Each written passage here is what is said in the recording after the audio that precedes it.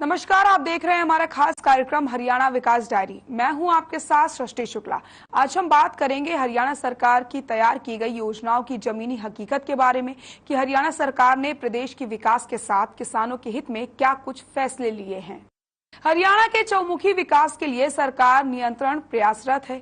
आपको मालूम है कि हरियाणा एक कृषि प्रधान देश है और प्रदेश के विकास में किसानों का अहम किरदार होता है। लेकिन आपको ये भी बता दें कि देश भर में किसानों की समस्याएं किसी से छिपी नहीं है।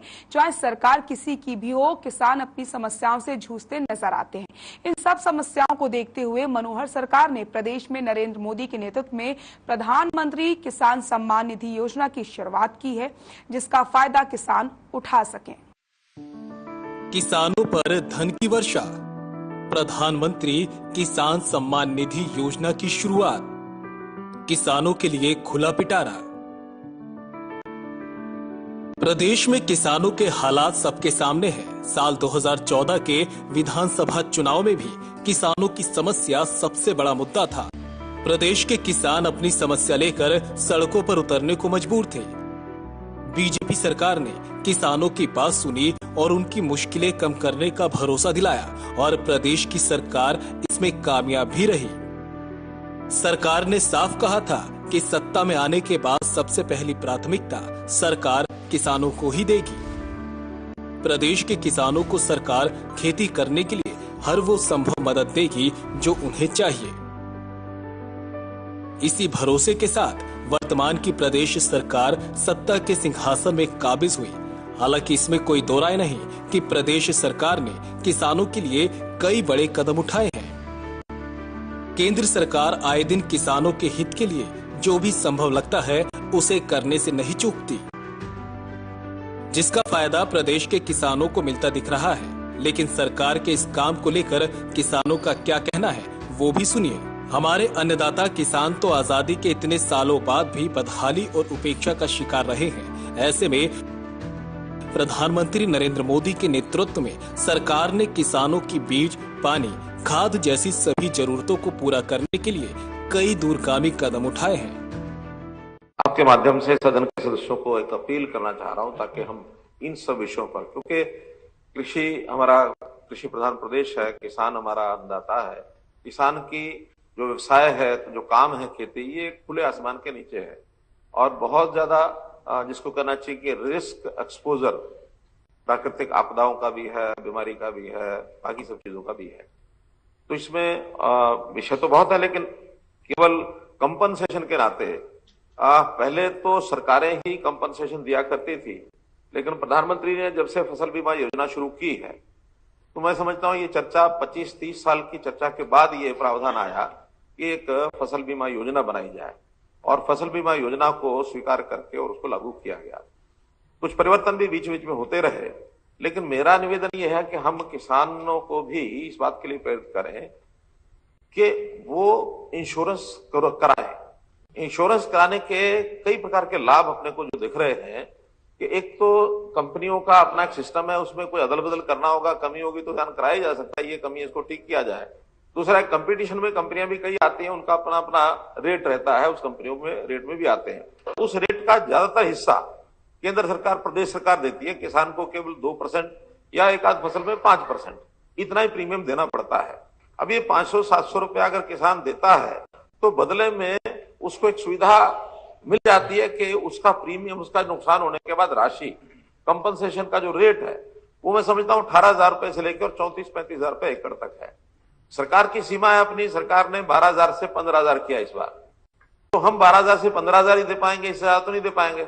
अगर इंश्योरेंस कंपनी के माध्यम से उसको मिलता है तो 18,000 से लेकर 35,000 रुपए तक मिलता है, राशि बढ़ती है और उसको कंट्रीब्यूट मात्र 2% या भी कुछ राशि उसके करना पड़ता है, बाकी केंद्र सरकार और प्रदेश सरकार करती है। इसलिए एक तो यानी प्रधानमंत्री फसल बीमा योजना की ओर प्रेरित करना चाहिए हमको, किसान समाज को। ये कोई बाधा वो नहीं है, कंपल्शन नहीं है कि उसको कराना ही है, क्योंकि पहले लोनी किसान के लिए बैंक करते थे और बैंक को क्योंकि अपने पैसे की चिंता होती थी भी नुकसान हो जाएगा तो मेरा पैसा कहां से आएगा, वो ना डूबे, इसलिए लोनी किसान से लिया जाता था। हमारे या किसानों के विरोध के कारण से उसको छूट दे दी गई भी वो कराए या ना कराए। लेकिन मेरा कहना है कि इसमें प्रेरित करना चाहिए किसानों को कि प्रधानमंत्री फसल बीमा योजना के अंतर्गत वो ताकि हमारे किसान भाइयों बहनों का जीवन बेहतर होगा। साथ ही समाज और अर्थव्यवस्था में अत्यंत महत्वपूर्ण भूमिका निभाने वाले लघु और सीमांत किसान परिवारों को उनका उचित सम्मान मिले, इसके लिए भी सरकार ने किसानों की चिंता की। और इसी का परिणाम है कि आज प्रधानमंत्री नरेंद्र मोदी की ओर से चलाई गई किसान सम्मान निधि योजना से किसान परिवारों को सालाना 6,000 की सम्मान राशि दी जा रही है, जिसके बाद से हरियाणा सरकार ने भी किसान सम्मान निधि योजना को पूरे प्रदेश में लागू कर किसानों को सम्मानित किया। अगर मैं पोस्ट कोविड की बात करता हूं, कोरोना के बाद आखिर क्या क्या होगा उसमें भी जैसे प्रधानमंत्री जी ने बहुत सी योजनाएं उनको लागू करने के लिए जो पैकेज घोषित किए हैं, खास करके चाहे वो किसान हैं, चाहे इंडस्ट्री है और चाहे इन्वेस्टर है, एक बड़ी योजना जो कि देश और दुनिया में अभी जो कुछ चल रहा है उसके अंदर भारतवर्ष भी ये चाहेगा कि ज्यादा से ज्यादा इन्वेस्टर हमारे यहाँ आए। हरियाणा के नाते हम भी चाहेंगे कि बाहर के इन्वेस्टर यहाँ आए। हमने पिछले दिनों के अंदर जापान के लोगों से, अमेरिका के लोगों से और अब आगे कोरिया के लोगों से भी एक मेरी वेबिनार के माध्यम से बातचीत होने वाली है कि उनको बता करके और हमारे यहाँ जो क्या क्या सुविधाएं हम उनको दे सकते हैं, वो सारी सुविधाओं के माध्यम से उनको आकर्षित किया जाए। खासतौर पर उनकी अपेक्षा होती है कि जमीन हमको ये यहाँ पर मिले, आसान किस्तों पर मिले या आसान कीमत पर मिले। हमने उसके लिए लीजिंग का जो पैटर्न है जमीन देने का, वो भी दीर्घ काल के लिए लीजिंग पैटर्न इसको भी शुरू किया है ताकि उनको खरीदने ना पड़े और लीज पर ले सकें। पंचायती जमीन को भी लीज पर लेकर के और यहाँ इंडस्ट्री लोग लगा सकते हैं, ये भी हमने उसमें से एक प्रावधान निकाला है। और हरियाणा के अंदर इन्वेस्टर जो आए उसके लिए जो मुख्य बातें हैं जमीन की, जैसे मैंने बात बताई, उसमें एक ईज ऑफ डूइंग बिजनेस भी है। आखिर हमारे यहाँ हम तीसरे रैंक पर देश भर में हैं, नॉर्थ इंडिया में तो हम पहले स्थान पर हैं और दिल्ली के नजदीक होने के नाते से एक जो विसिनिटी है और एक एनसीआर के अंदर होने के नाते से लोगों की एक चाहत भी है कि हरियाणा में आए हम और यहाँ पर आकर के इंडस्ट्री लगाएं।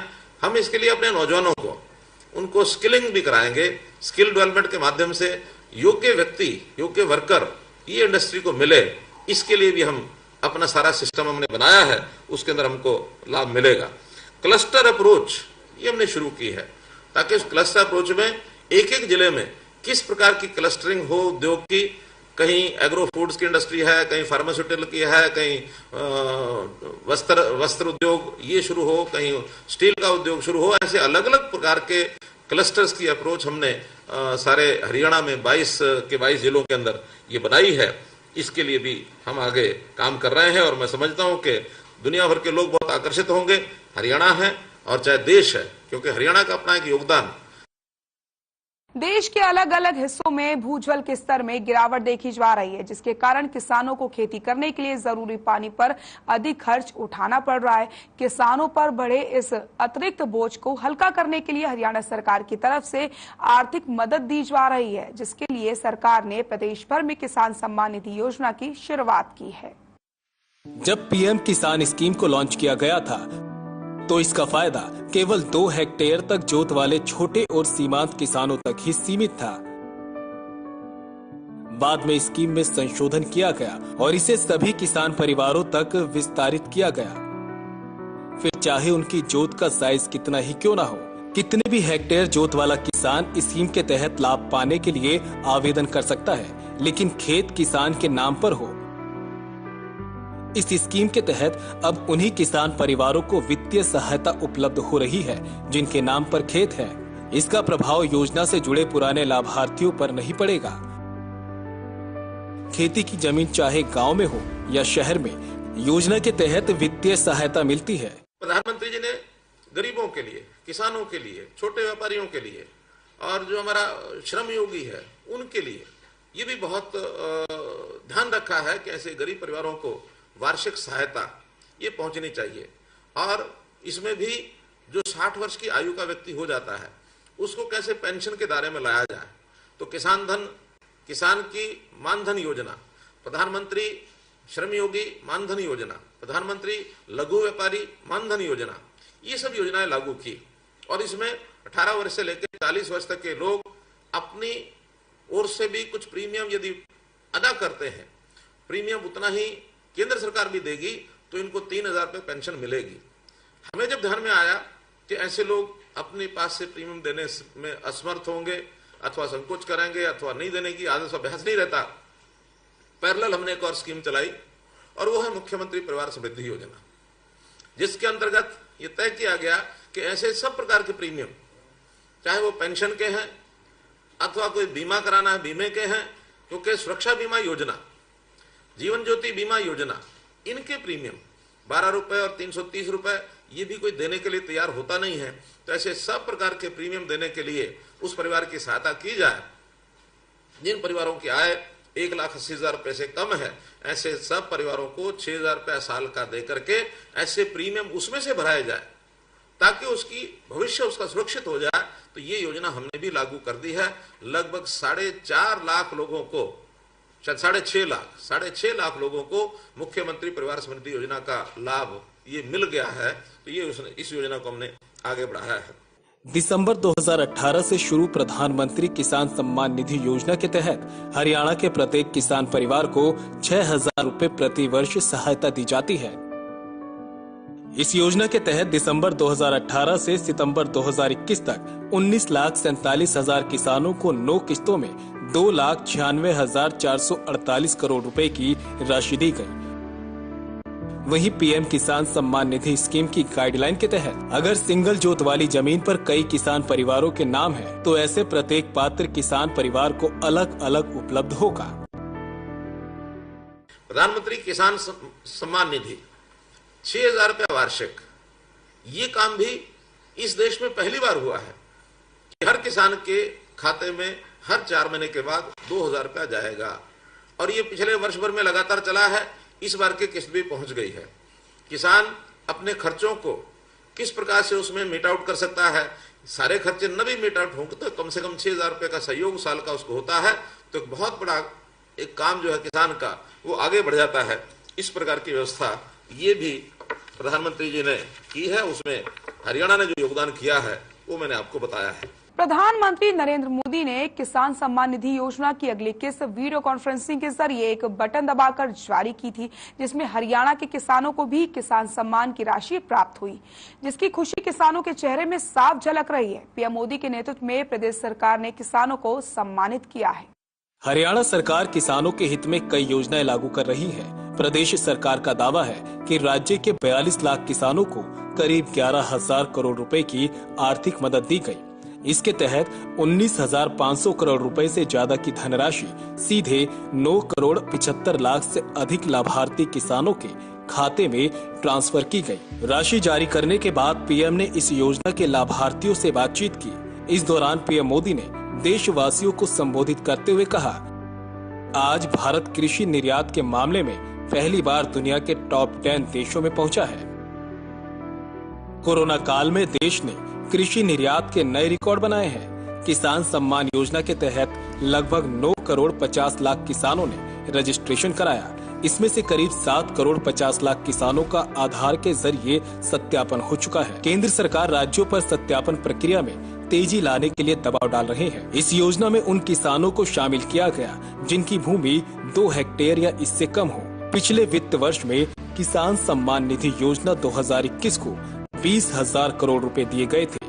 इसमें से 6,000 करोड़ रुपए से अधिक रकम का वितरण हुआ था। प्रधानमंत्री जी ने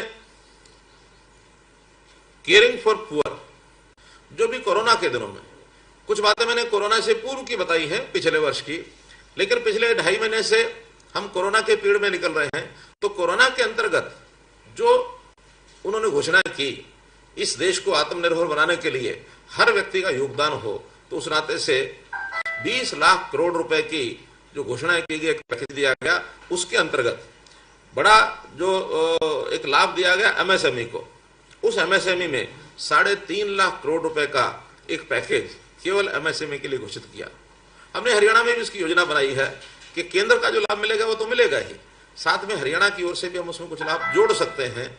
तो जैसे शिशु लोन है एमएसएमई के लिए 50,000 रुपए का लोन, इस लोन में जो ब्याज एंटरप्रेन्योर को देना पड़ता है, उस ब्याज में हमने भी अपनी ओर से उसमें योगदान करने का ये तय किया है। ऐसे ही ये शिशु लोन 5 लाख लोगों को हम लोग दिलवाएंगे, इसका हमने बैंकों से बात करके प्रावधान किया है। जो स्ट्रीट वेंडर है, जो अनऑर्गेनाइज्ड लेबर है, रेडी फड़ी वाला है, ऐसे लोगों को भी DRI के अंतर्गत 15,000 रुपए का लोन, छोटी पूंजी लगा करके अगर छोटा धंधा कर सकता है वो, तो 15,000 रुपए का लोन उनको भी हम दिलवाएंगे। इसके लिए बैंक से बात हो गई है। 3 लाख लोगों को यह लाभ देने का हमारा टारगेट है। इसका इंटरेस्ट 4% उनको देना पड़ता है वार्षिक, लेकिन हमने तय किया है कि 2% का इंटरेस्ट ये हरियाणा सरकार देगी, ताकि सिर्फ 2% के इंटरेस्ट पर ये 3 लाख लोगों को छोटी पूंजी इनको मिल सके। इसके लिए हमने किया है। किसानों के लिए बहुत सी योजनाएं बनाई गई हैं। पशुपालन विभाग के लिए बनाई गई, मत्स्य पालन के लिए बनाई गई है। इंटीग्रेटेड फार्मिंग, एक प्रकार से जो छोटा किसान है उसको कैसे खेतीयेतर अलग से कोई काम करने के बाद किस प्रकार से अपना जीवन यापन करने के लिए कमा सकता है, पैसा लगा सकता है। इसलिए बहुत बड़े बड़े बजट उस 20 लाख करोड़ रुपए के पैकेज में वो अनाउंस किए गए हैं। पशुधन क्रेडिट कार्ड, ये पहली बार इस देश में हो रहा है कि किसान क्रेडिट कार्ड तो हमने पहले बनाया, अभी हर किसान जो पशु साथ में रखता है उसका पशुधन क्रेडिट कार्ड बनाया जाएगा। उसकी लिमिट भी बनाई जाएगी ताकि उस लिमिट के अनुसार बैंक से एडवांस ले सके और अपने पशुओं के माध्यम से, पशुधन के पालन के माध्यम से अपना जो जीवन यापन वो कर सके। FPOs का विस्तार ये भी किया जा रहा है। देश भर में हजारों यानी जो FPOs की घोषणा की गई है उसमें हमें भी 500 नए FPOs ये बनाने का अवसर मिलेगा। इसमें भी किसान जो अपनी फसल का उत्पादन करता है उसकी जो बिक्री है वो एक फार्मर्स प्रोड्यूसर्स ऑर्गेनाइजेशन बना करके और उसकी बिक्री वो ठीक ढंग से कर पाएगा, ताकि ये सारी चीजें आगे बढ़ने के बाद किसान को एक फ्रीडम होगी अपने उत्पाद को बेचने की, एक ऑर्गेनाइज तरीके से आगे बढ़ने की। और किसान के लिए और बहुत से काम किए हैं। जैसे कल ही हमने ध्यान किया कि MSP ये रिवाइज किया है और इस MSP रिवाइज करने में 14 फसलों का जो MSP रिवाइज किया है, किसी में 10% है, किसी में 15% है, किसी में 8% है। तो हर प्रकार के रिवीजन के बाद और आज किसान की आमदन जो है 2-2.5 हजार रुपया एकड़, ऐसे सारे जो MSP के रिवाइज रेट्स हैं उसमें बढ़ी है। किसान सम्मान निधि योजना किसानों के लिए कारगर साबित हो रही है। इस योजना के तहत पात्र किसानों को 6,000 प्रति वर्ष 3 किश्तों में भुगतान किया जाता है और ये राशि सीधे उनके बैंक खातों में जमा हो जाती है। इससे किसान काफी खुश हैं। केंद्र सरकार की ओर से किसानों के लिए बनाई गई ये योजना एक सराहनीय कदम है, जिससे किसान राहत महसूस कर रहे हैं।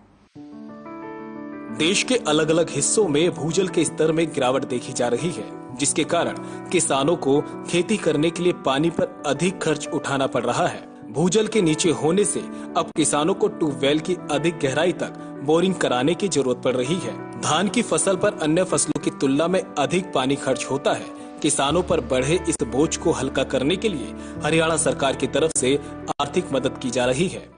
जहाँ तक एक मजदूरों की कठिनाई जो आई थी, उस मजदूरों की कठिनाई को भी हमने बहुत ही सुव्यवस्थित ढंग से, चाहे खेती के मजदूर थे, चाहे इंडस्ट्री के मजदूर थे, जो लोग घर जाना चाहते थे, उनको अपनी व्यवस्थाओं से हमने लगभग यानी 3.5 लाख लोगों को 96 ट्रेन, 5500 बसों के ट्रिप्स, ऐसे हर प्रांत के लिए जहां की आवश्यकता थी उन प्रांतों को भेजा और ये अपने पास से पैसा खर्च के भेजा है। हालांकि बहुत प्रांतों की ओर से, खास करके अगर मैं बिहार की बात करता हूं तो वहां के मुख्यमंत्री का पत्र आया कि हम इसमें पैसे का योगदान करना चाहते हैं। हमने तुरंत कहा कि नहीं, ये मजदूर जो यहाँ काम करते थे इनका हरियाणा निर्माण में भी अपना एक योगदान है और आखिर हरियाणा का मजदूर हो या कहीं देश में किसी और प्रांत का मजदूर हो, हम उसमें अंतर नहीं समझते हैं। कारण क्या कि आखिर हरियाणा के निर्माण में ये लोग काम करते हैं। देश हमारा एक है, हम एक देश के वासी हैं। खास करके संकट के समय हमें इस प्रकार से ये छोटे दायरे समाप्त करके संकट में एक दूसरे का सहयोग, साथ सहायता करनी चाहिए, वो हमने किया है। हमारे अपने लोग थे इसलिए हमने किया है, हमने किसी पर एहसान नहीं किया है। तो मैंने पत्र का उत्तर भी इसी बात को लेकर के दिया था कि हमारे अपने भाई हैं, बंधु हैं, इसलिए इनकी सहायता करना ये हमारा फर्ज है। ये काम भी हमने उसमें पूरा किया है। शिक्षा का जहां तक विषय है, शिक्षा के संबंध में चूंकि डिस्टेंसिंग के कारण से, सोशल डिस्टेंसिंग, स्कूल में विद्यार्थी बच्चे जा नहीं सकते, तो उनको ऑनलाइन शिक्षा के ये सारे प्रावधान किए हैं। जो परीक्षाएं रह गई थी उन परीक्षाओं को लेने के लिए भी आगे की योजना बन गई है, लेकिन बिना परीक्षा भी अगली कक्षाओं में बच्चे पढ़ाई कर पाएंगे। बहुत आवश्यक जो परीक्षा होगी वही उसको बाद में देनी होगी, अन्यथा सब बच्चों को हमने अगली कक्षाओं के लिए भेज दिया है। और शिक्षा भी कैसे हमारा शिक्षा का सिस्टम सुधरे, हम अभी से नहीं बल्कि जब हमारा बजट सेशन था तब से आपने देखा होगा कि हमने शिक्षा के सुधार के लिए इस बार बजट में खूब बढ़ोतरी की थी। 13.8% ये बजट हमारा इस बार शिक्षा में हमने लगाया था, जो पिछले बार के बजट से 1.5 गुना से भी ज्यादा वो बजट इस बार हमारा है। और इसमें खास करके ग्रामीण क्षेत्र के अंदर अच्छी शिक्षा का स्तर हो तो आदर्श संस्कृत स्कूल ब्लॉक वाइज ये खोलने की हमने योजना बनाई है। जो गांव हैं उनके अंदर जहां 2 या 2 से ज्यादा प्राइमरी स्कूल हैं, उनमें एक प्राइमरी स्कूल को इंग्लिश मीडियम एक प्राइमरी स्कूल के रूप में विकसित किया जाए और वो बैग फ्री प्राइमरी स्कूल होगा, बस्ता मुक्त। बस्ता ले जाने की आवश्यकता नहीं होगी, बल्कि बच्चे अपनी पुस्तकें वहीं रख के आएंगे और वहीं पढ़ाई करेंगे। तो इस प्रकार से प्राइमरी स्कूलों के स्तर को भी बढ़ाना, सीनियर सेकेंडरी स्कूल के लिए जैसे आदर्श संस्कृत स्कूल की बात की है मैंने, उसको आगे बढ़ाना, ये सारे काम हम कर रहे हैं और इसके लिए पर्याप्त हमने बजट भी हमने किए हैं। विद्यार्थियों के लिए एक बड़ा काम जो हमने भी किया वो है एजुकेशन लोन पर इंटरेस्ट की माफी। जो विद्यार्थी एजुकेशन लोन लेकर के अपनी पढ़ाई कर रहे हैं और जिनका भी मूल राशि की वापसी शुरू नहीं हुई है, ऐसे सब विद्यार्थियों के एजुकेशन लोन के ऊपर 3 महीने का जो इंटरेस्ट है, जो लगभग 50 करोड़ रुपया बनता है, ऐसे 3 महीने का लोन, इनका इंटरेस्ट, उसकी माफी भी हमने की है, जो एक बड़ी राहत उनके लिए ये सिद्ध होगी। किसानों के लिए भावांतर भरपाई योजना ये भी हमारी बरकरार चल रही है। किसी प्रदेश में ऐसी योजना नहीं है जैसी हमने बनाई है। सब्जियां और कुछ फसलें, 19 सब्जियां और फसलें ऐसी हैं जिसमें भावांतर भरपाई योजना के माध्यम से हमने पिछले वर्ष में 610 करोड़ रुपया ये खर्च किया है। उसके अंदर सब्जियां भी हैं, उसमें बाजरा भी है, उसमें सरसों भी है। ऐसी जो फसलें जिसका हमको घाटा होता है वो सरकार उसके घाटे की भरपाई करती है। ऐसे में हरियाणा सरकार जहां इस स्कीम के जरिए भूजल का बचाव करना चाहती है, तो वहीं दूसरी फसलों के उत्पादन के लिए किसानों को प्रोत्साहित भी कर रही है। राज्य सरकार की तरफ से कहा गया कि अगर किसान धान की परंपरागत खेती की जगह मक्का, अरहर, उड़द, कपास, बाजरा, मूंग जैसी फसलों का उत्पादन करते हैं तो उन्हें 7,000 रुपए की आर्थिक मदद की जाएगी। ये राशि प्रति एकड़ के हिसाब से दी जा रही है। इसके अलावा सूक्ष्म सिंचाई पर 80% तक की सब्सिडी भी दी जाएगी। तो आपको बता दें, भारत एक कृषि प्रधान देश है। हमारे अन्नदाता रात दिन इतनी मेहनत करके पूरे देश के लिए फसल उगाते हैं, लेकिन कई बार उनकी लागत तक के पैसे उन्हें नहीं मिल पाते। तो ऐसे में सरकार प्रधानमंत्री किसान सम्मान निधि योजना के अंतर्गत छोटे और सीमांत किसानों को आर्थिक सहायता प्रदान करती है, ताकि उन्हें भी सम्मान मिल सके जिसके वो हकदार हैं। फिलहाल हमारे खास कार्यक्रम में बस इतना ही। नमस्कार।